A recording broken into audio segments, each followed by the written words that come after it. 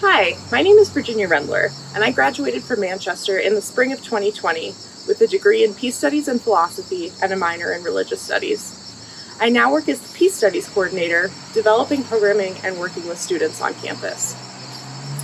Every year at Homecoming, we dedicate a plaque to a peacemaker on a 3-year cycle, one international, one national, and one with a special connection to Manchester.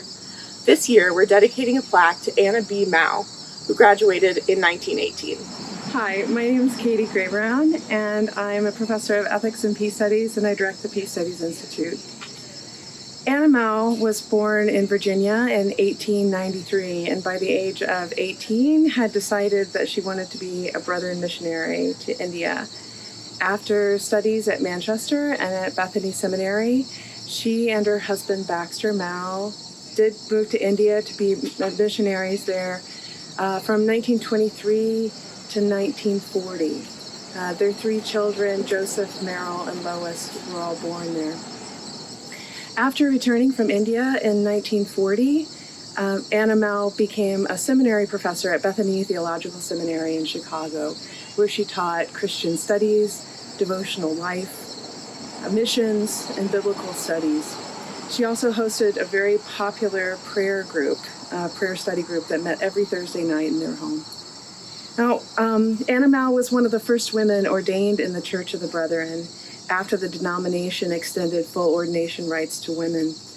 And that ushered in, starting in 1960, 2 decades in which Anna Mao was one of the most popular and sought-after speakers in the Church of the Brethren and a prolific author, writing over 10 books on spiritual life and Christian witness.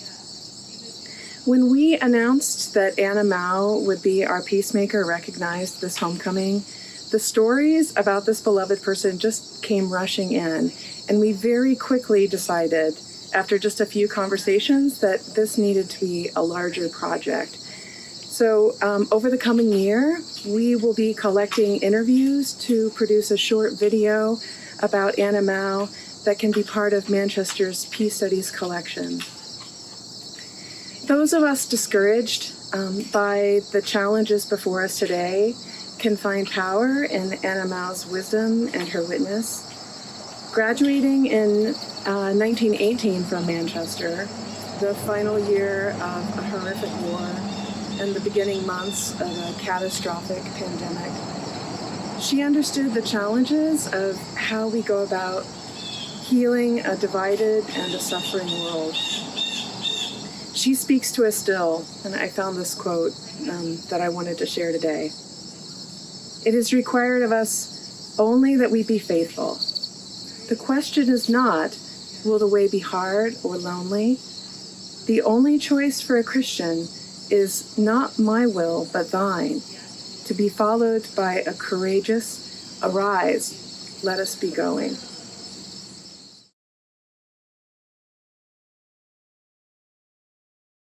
We were there in the midst of that whole movement.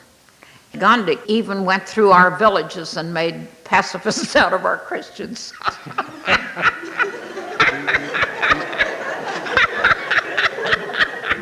You mean they weren't pacifists already? No, not all of them. Not many of them, in fact. He was a very wonderful man.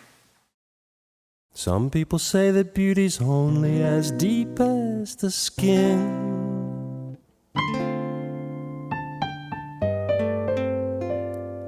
And that it's a quality that's just not relevant for men.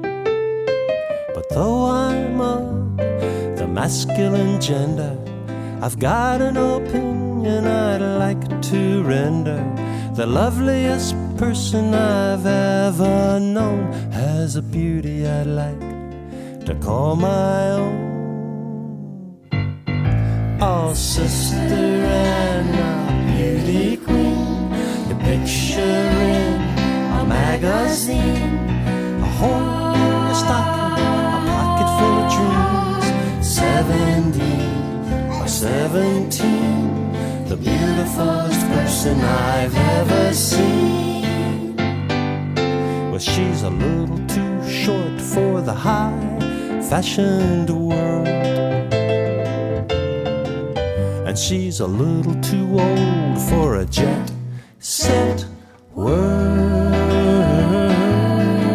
But she's a real Miss Universe at heart, 'cause her heart's so big. Yes, her heart's so big. The universe is just a part of sister and a beauty queen. You picture in a magazine, a hole in your stocking, a pocket full of dreams. 17, the beautifulest person I've ever seen.